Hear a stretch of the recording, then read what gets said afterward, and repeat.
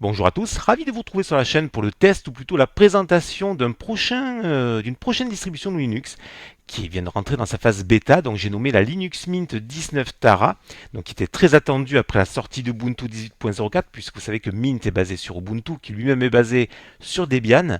Donc Linux Mint 19 sortira en version définitive d'ici la fin du mois de juin 2018. Et là en attendant, donc ce début juin, je vous présente une version bêta de la bête, si j'ose dire.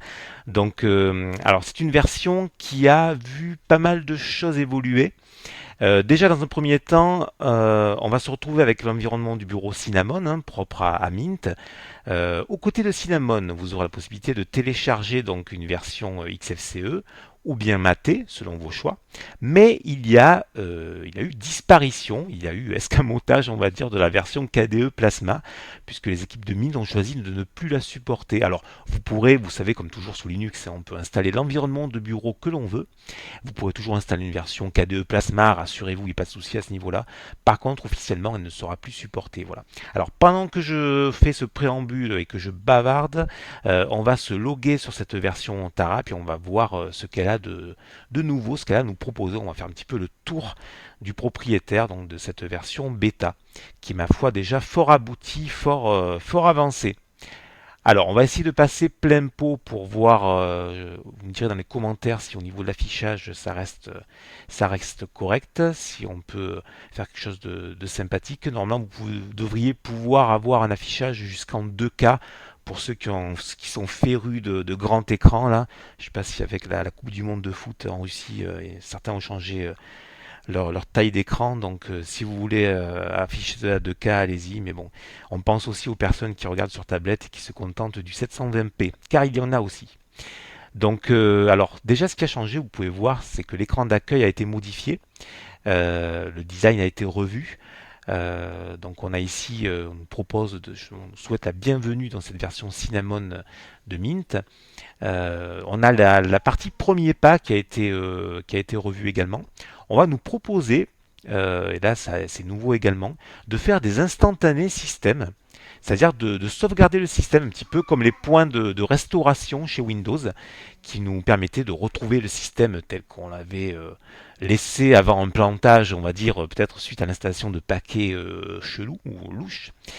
Et bien là, ça va être pareil, on va pouvoir créer des instantanés système. Alors par contre, je pense qu'il faudra être patient pour créer les instantanés, parce que à mon avis, ça va demander pas mal de gigaoctets et puis pas mal de temps. Mais bon, je vais pas faire le test maintenant, mais ça demanderait une vidéo entière, je pense, pour voir justement quelles sont les possibilités offertes par cet instantané. Mais c'est une option qui est vraiment intéressante. On a le gestionnaire de pilote, donc suivant que vous aviez une carte AMD ou autre, ça permettra justement de s'adapter à votre carte graphique. On a le gestionnaire de mise à jour, alors on va le lancer parce qu'en fait lui aussi a été modifié. Il y a eu pas mal de changements à ce niveau-là. Je vais voir si je peux vous le mettre en plein pot, en plein écran. Alors vous savez qu'avec les nouvelles dispositions justement de Mint, on a plusieurs choix, hein. On peut vraiment, alors là j'ai fait la mise à jour, mais on peut vraiment, vous savez, avec Mint aujourd'hui, euh, voilà, on peut choisir la source des logiciels. On a les préférences ici, niveau. Alors vous voyez qu'on peut faire des modifications minimales sur le système, hein, normales, grandes ou vraiment sensibles, hein, qui touchent vraiment le noyau. Donc ça c'est intéressant. Donc libre à vous de voir si vous voulez aller installer, on va dire voilà, on peut même accéder ici aux différents noyaux. J'espère qu'il va me proposer. Voilà, donc vous voyez qu'il y a une mise en garde au niveau du changement de noyau, comme souvent d'ailleurs sous Linux, hein, sous les différents systèmes. Donc là, on a en fait les deux noyaux qui sont installés, puisqu'au moment où j'ai fait l'installation, j'avais le noyau incrémenté 20, noyau 4.15. Hein, on est sur de l'Ubuntu, hein, donc on est sur le noyau 4.15, c'est la base. Après, on a des incrémentations qui sont propres au système, et on est déjà passé à la version 22. Donc on peut revenir ici sur la version précédente, voilà, on peut retirer les noyaux, etc. Un petit peu comme sous Manjaro aussi également. Donc on va fermer ici le gestionnaire de mise à jour. On a le gestionnaire de logiciels. Alors lui, il est vraiment très joli aussi et très pratique, je trouve. va le laisser se lancer ici, avec vraiment toutes les catégories, donc Internet, police, bureautique, etc., multimédia, donc tous les logiciels sont présentés. Alors vous voyez que Chromium est installé, c'est la version 60 hein, pardon, j'ai vraiment louché là. C'est la version 60 de Firefox qui est installée plutôt. Mais si vous souhaitez installer Chromium, pas de souci, hein, vous pourrez le faire. Donc vous avez une copie d'écran, une capture d'écran, vous avez en fait les notes de version, enfin les notes de version, vous avez les notes des utilisateurs. Donc je trouve qu'il est plutôt joli hein, ce gestionnaire de logiciels. Il est déjà dans sa version assez avancée, hein, déjà sur une version 7.9.2. Donc il est plutôt pas mal. Moi j'aime bien avec Gnome Logiciel, ce sont vraiment mes deux logiciels préférés. Même si les paquets synaptiques, le gestionnaire de paquets synaptiques reste pour moi une référence sous Debian. Mais j'aime bien passer aussi par des outils graphiques aussi. Ça soulage parfois. On n'est pas forcément sur un outil qui est austère, qui est très fonctionnel, hein, parce que l'outil synaptique est vraiment fonctionnel. Mais sous Linux depuis des années maintenant, on apprécie d'avoir quand même un environnement qui soit à la fois joli et qui soit graphiquement assez avancé. Voilà, puis après vous voyez que vous avez les notes de version, les nouvelles fonctionnalités, vous avez l'aide ici qui est toujours disponible. N'hésitez pas à fréquenter les forums, puisque la communauté Mint est très importante. Les gens sont toujours là pour vous aider si vous avez un souci, si vous êtes bloqué. Donc n'hésitez pas à vous inscrire sur les forums, à partager votre expérience. Ça permettra vraiment d'avoir, parce que vous aussi, hein, vous pouvez tout à fait aider les personnes qui sont nouvelles. Donc tout le monde peut apporter, peut contribuer, c'est vraiment assez important de partager cette philosophie-là. Voilà. Et puis après la contribution financière pour les personnes qui le peuvent, mais c'est pas forcément une obligation, bien sûr, vous le savez à chaque fois. Au niveau du menu, eh bien, pas de changement, hein. Nous avons toutes les catégories qui sont affichées ici. Au niveau de la bureautique, il n'y a rien de bien nouveau. On est sur du LibreOffice 6. LibreOffice 6 qui est sorti il y a maintenant quelques mois en arrière. Donc on a fait le grand saut de la version 5.4, je me semble-t-il, jusqu'à la version 6. Donc alors tout est francisé, pas de souci à ce niveau-là. Vous pouvez vraiment l'utiliser. Voilà. Alors là, je crois qu'on est vraiment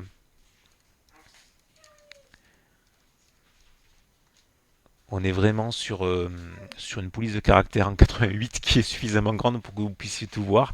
Alors c'est l'été, oui, pas partout parce qu'il y a quand même des orages, mais l'été, voilà, si on le corrige, vous voyez que tout est francisé, ça fonctionne très bien. Et on est sur une version précisément qui est une version 6.0.3.2 pour les puristes. Voilà. Alors on va fermer notre ami LibreOffice. On ne va pas enregistrer ce document. On va passer par le terminal. Alors, j'aurais dû faire un petit htop avant parce que là, du coup, je vais peut-être dépasser le giga de RAM. Non, pas, hein, sinon ça va. Je craignais. Donc, on est sur 727 mégas de mémoire vive consommée au démarrage.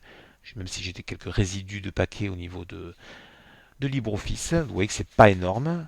Et puis sur le noyau, vous allez voir comme tout à l'heure, hein, on est sur la version 3.4.15 pardon, 22, donc qui est vraiment toute récente, qui date du 16 mai 2018. Alors l'outil Nemo, donc qui a été modifié également. Alors d'ailleurs, ce que je vais faire, je vais tout de suite aller dans l'édition, dans préférences, et je vais passer en simple clic au niveau du comportement. Je trouve que c'est beaucoup plus facile d'utiliser le simple clic. Alors le thème a été modifié aussi. On est vraiment sur un thème très épuré. Les dossiers sont vraiment. Alors il y a eu la mode du flat, mais là je trouve que c'est vraiment de l'extra flat, on va dire. Il n'y a plus du tout de relief sur les icônes. On est vraiment sur du flat. Après il faut aimer le vert, hein, voilà. Un petit peu comme au niveau de Manjaro. Mais vous savez qu'au niveau des thèmes, on peut tout à fait les modifier, hein. Ça c'est vraiment pas de souci. Thème que l'on retrouve justement dans le gestionnaire de. Alors, je vais y aller justement par notre moyen. Le gestionnaire de. Pas le gestionnaire de logiciel, mais plutôt les paramètres système. Voilà, donc lorsque vous allez dans les paramètres système, vous avez accès ici à thème, à la police de caractère, aux différents fonds d'écran, aux différents effets, les applications au démarrage, les coins intelligents. Je sais pas si j'avais activé ici, voilà, hop, ça nous permet de changer de bureau. On peut rajouter des bureaux ici, on peut en supprimer. Vous voyez que là j'ai 4 bureaux virtuels, mais je peux très bien me contenter de 2 bureaux virtuels. Voilà, côte à côte. Et puis si je veux en rajouter un troisième, je clique sur le plus et je me retrouve avec mon troisième bureau virtuel. Voilà. Et là je reviens sur mes paramètres système. Les sources de mise à jour. Alors moi ce que je fais c'est que ce que je fais c'est souvent un endroit où je me rends dès la première installation parce que de base je crois qu'on a les sources de logiciels qui sont localisées aux États-Unis ou en Grande-Bretagne.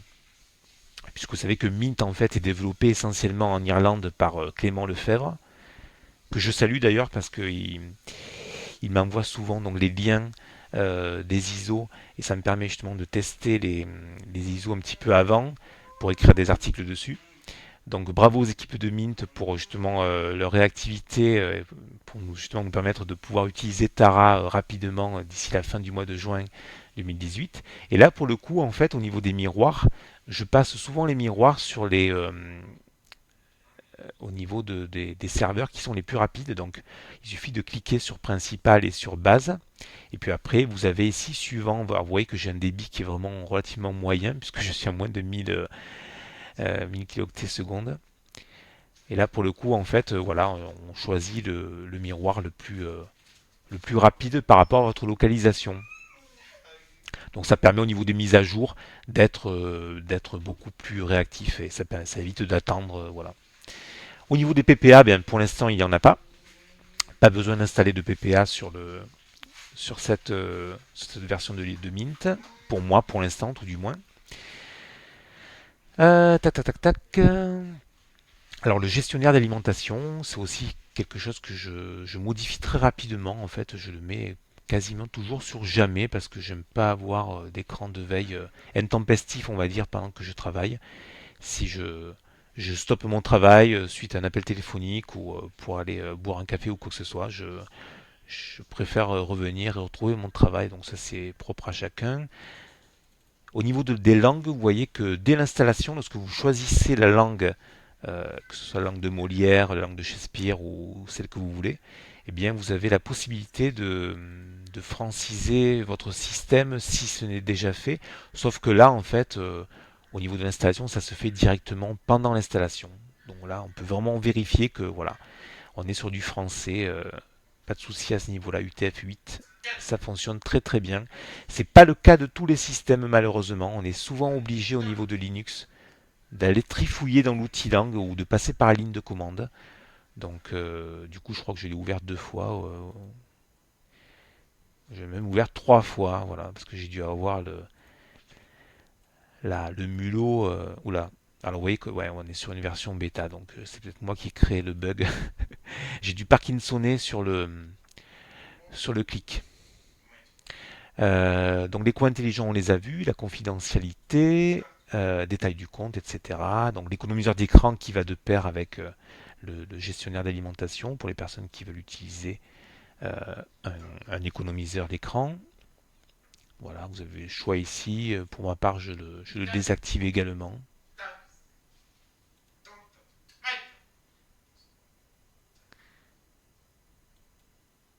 Voilà, donc si vous souhaitez faire des modifications sensibles sur votre système, c'est par ici que ça se passe, donc au niveau des paramètres système.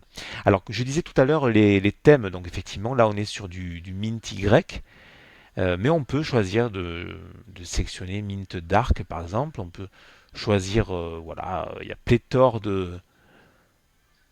vraiment le choix hein, en termes de, voilà, on peut se mettre du vert ici, hop, vous voyez qu'au niveau du fichier, on est directement passé sur des dossiers qui sont verdâtres. Alors si l'outil fichier veut bien s'ouvrir parce que j'ai dû cliquer à côté.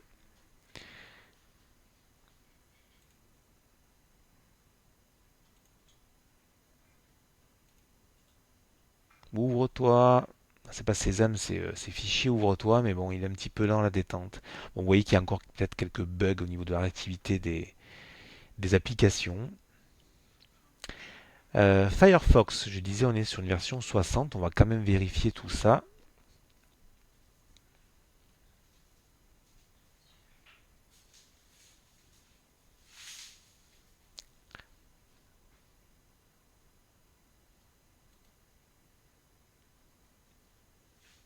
Voilà, ça me semble un peu lent. Alors je pense que la machine virtuelle aussi doit...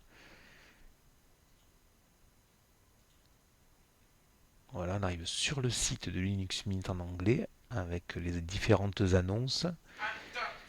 Et on va aller sur la version, donc sur l'aide et sur Firefox ici. Voilà, donc, vous voyez bien qu'on est sur une version 60 de Firefox. Voilà. Donc je vais fermer le navigateur. Tac, tac, tac, tac.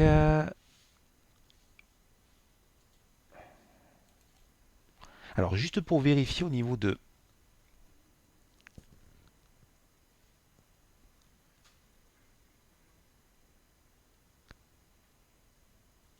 Oui, donc 10 Go 5. Je crois que j'ai pris un disque dur. Alors on va regarder ça. Tac, tac, tac. Faudrait voir, je sais pas si il y a Gparted qui est installé directement.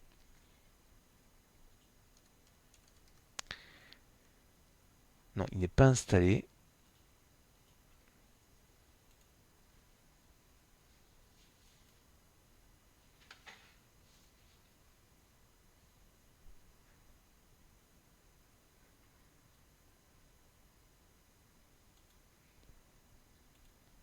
Alors, au niveau de son et vidéo, donc on est sur une version de VLC qui est la version 3, je crois, Vetinari, me semble-t-il, qui est souvent implémentée aujourd'hui sur la plupart des distributions comme Ubuntu, comme Fedora notamment. Donc, vous voyez qu'on est sur la version 3.0.2 de VLC qui reste la référence, hein, même si j'aime beaucoup utiliser SM Player également en complément. Je trouve qu'il est plutôt pas mal. On a transmission, bien sûr, pour récupérer, bien sûr, des ISO, hein. Moi, ce que j'utilise énormément. Thunderbird pour la messagerie. Et après, toute la partie administration, donc l'écran de connexion. Alors, on va aller faire petite visite sur l'écran de connexion pour voir, parce qu'il y avait des écrans qui étaient assez sympas. Je ne sais pas s'ils ont modifié ça, mais je sais que dans les versions précédentes, moi j'aimais beaucoup sur les versions 15 et 16, la possibilité de modifier l'écran. Je ne sais plus si on l'a encore. Non, apparemment on l'a pas.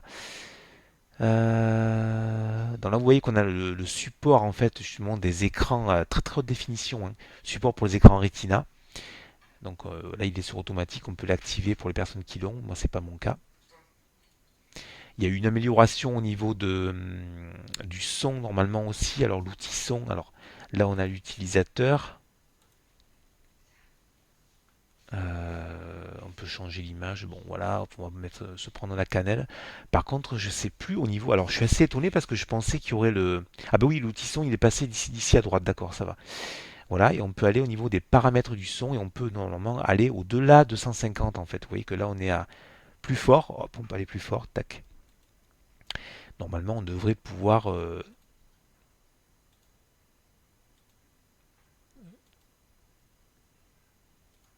Je sais pas si le son est activé ici.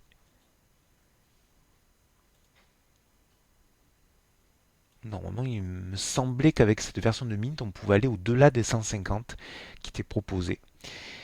Tac, tac, tac, tac.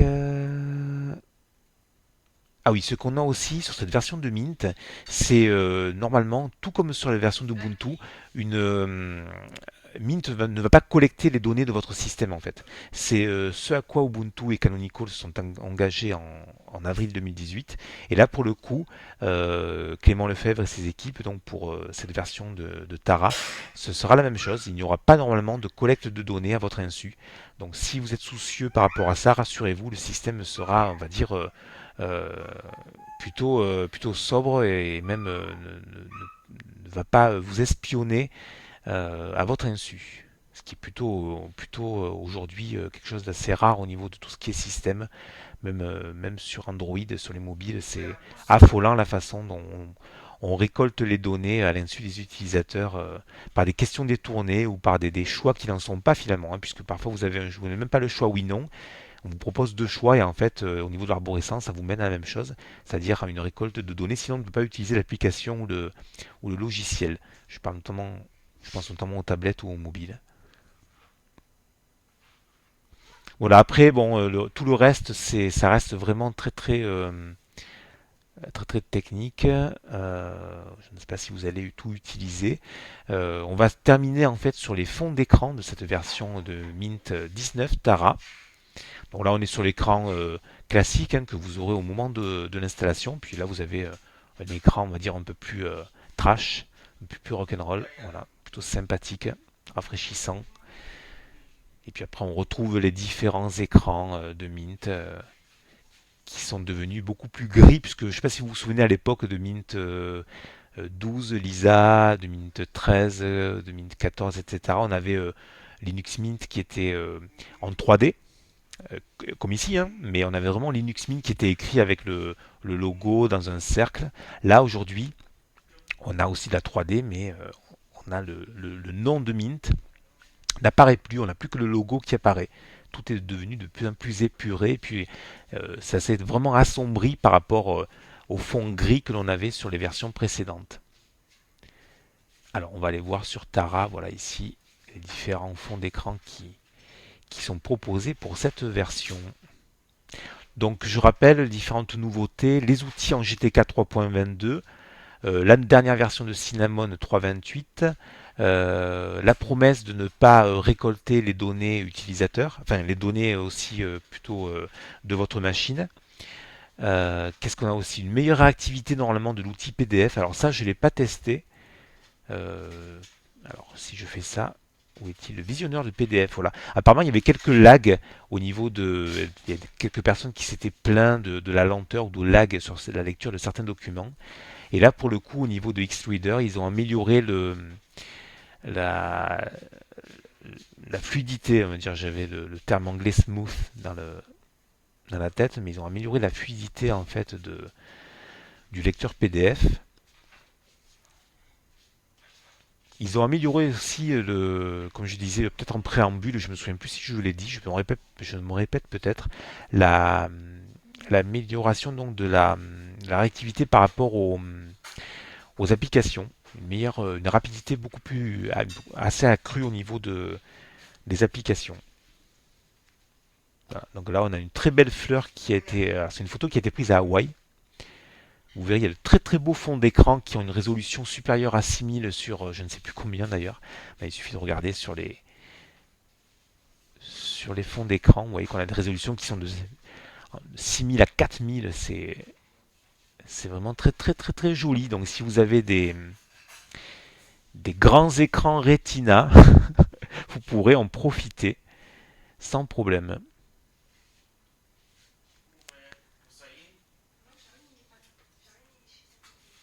Voilà, on a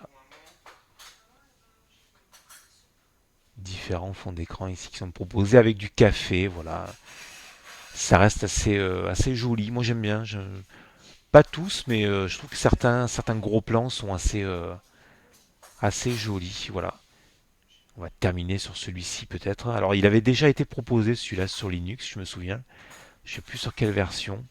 Avec le Machu Picchu d'un différent. Je crois que c'était il était proposé en plongée en fait. En plongée face au restanque. Donc là on est sur le côté. C'est joli aussi hein, comme ça. Je sais pas ce que vous en pensez. Moi je trouve que le plan est joli avec le brouillard en fond. Une espèce de contre-jour très très joli. Voilà, bah écoutez, je ne vais pas m'éterniser plus longtemps. Je vais vous proposer de tester éventuellement cette version bêta de Mint. Et puis, vous nous direz dans les commentaires ce que vous en pensez. Voilà, et puis sachez qu'elle sortira, comme je disais, en version définitive d'ici la fin du mois de juin 2018. Voilà. J'espère que j'ai pas été trop long, j'espère que j'ai pas été trop monotone, parce qu'à un moment donné, j'ai senti le creux au niveau de la présentation. Voilà, je suis désolé. J'espère que ça vous aura plu. Et puis, je vous dis à très bientôt pour le test d'une prochaine distribution de Linux. Au revoir, merci d'avoir tenu le coup jusqu'ici.